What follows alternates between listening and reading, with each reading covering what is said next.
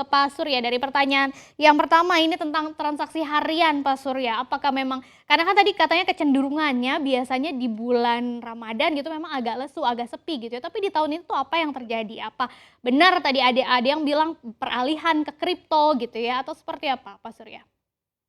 Ya memang bulan Ramadan seperti saya utarakan tadi memang secara historis umumnya itu lebih sepi ya.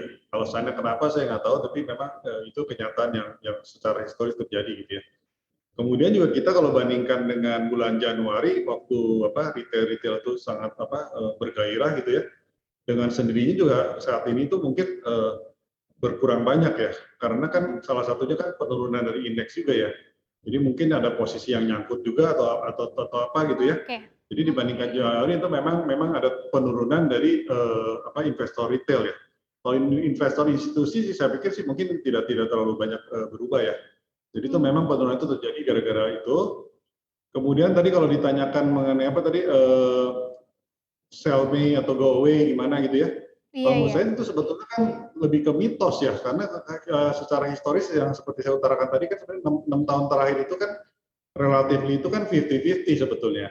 Dan walaupun terjadi kenaikan maupun penurunan itu umumnya itu tidak begitu tinggi ya. Penurunan terbesar itu selama 6 tahun terakhir itu mungkin hanya minus 3%. Sedangkan kenaikan juga hanya plus 2%-an gitu ya.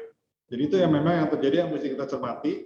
Secara rata-rata itu bulan Mei itu 13 tahun terakhir kalau misalnya kita rata-ratakan returnnya man on man ya, itu sekitar sekitar plus 0, jadi di bawah 1%. Jadi relatif berarti bulan Mei itu kan flat ya. Nah kemudian kalau misalkan ditanyakan misalkan pasar Tanah Abang sudah mulai ramai gitu ya, itu berarti kan mengindikasikan kan khususnya retail itu mungkin lebih bergairah ya, karena mungkin THR sudah mulai cair.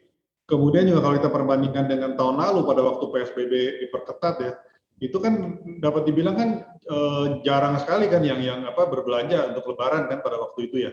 Apalagi juga sekolah kan sekolah di rumah, itu juga membuat orang-orang sangat berhati-hati kan untuk keluar, juga mungkin lebih takut ya dibandingkan sekarang ya. Jadi kemungkinan yang harusnya mendapatkan sentimen positif dan kondisi seperti itu kan harusnya retail ya. Retail khususnya juga yang retail yang menengah ke bawah khususnya ya, yang berpengaruh ya. Tapi di sisi lain juga mal-mal yang mungkin untuk menengah ke atas juga itu saya lihat juga udah ramai sekali ya. Udah ramai sekali gitu. Jadi itu juga memang di satu sisi kita juga agak ngeri-ngeri juga kan, karena kasus Covid kita kan sebetulnya masih tinggi juga ya, masih sekitar 100 ribuan ya. Yang masih aktif ya. Tapi di sisi lain juga itu ada juga optimisme kan, berarti orang mulai berani keluar, berani beraktivitas, itu juga akan membuat ekonomi kita kembali pulih kan. Tapi memang kita harus menjaga lah kesehatan kita ya, cara kita menjaga kesehatan kita itu tetap diterapkan ya, jangan sampai lengah gitu ya, jangan sampai seperti di negara lain kan yang kasusnya kembali naik karena adanya kelengahan itu kan.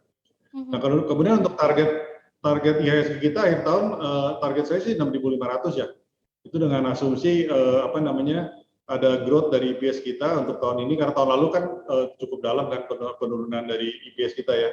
Mungkin di atas 30% ya. Jadi tahun ini juga saya perkirakan akan tumbuh di atas 30% ya EPS kita ya. Jadi dengan asumsi itu saya targetkan IHSG kita di akhir tahun bisa 6.500 ya.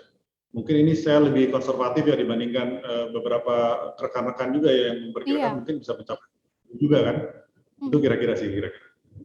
Nah tadi disebut sektor retail kemungkinan bisa bergairah gitu ya, ngelihat di Tanah Abang udah mulai ramai, kemudian juga ada beberapa tanda-tanda positif, tapi ternyata beberapa emiten sektor retail gitu ya, Matahari dan yang lain-lainnya, Hero, itu memutuskan untuk menutup beberapa gerainya karena mengalami kerugian nih, Pak Surya. Seperti apa sebetulnya prospeknya sektor retail ini? Apakah daya beli kita memang sudah benar-benar pulih atau hanya kenaikan sesaat aja sih menjelang Lebaran ini?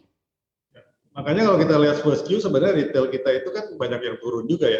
Karena perbandingannya yang seperti saya utarakan tadi kan. Tahun lalu itu kan sebetulnya kan belum terjadi Covid kan. First Q itu kan relatif belum terjadi Covid ya. Jadi memang terjadi penurunan kinerja yang mungkin juga membuat rugi beberapa perusahaan juga.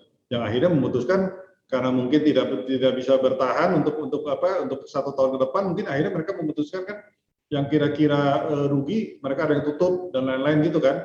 Ya itu normal terjadi karena tekanan dari karena COVID-19 ini kan cukup berat juga ya, cukup berat juga, itu nggak semua sektor bisa bertahan ya.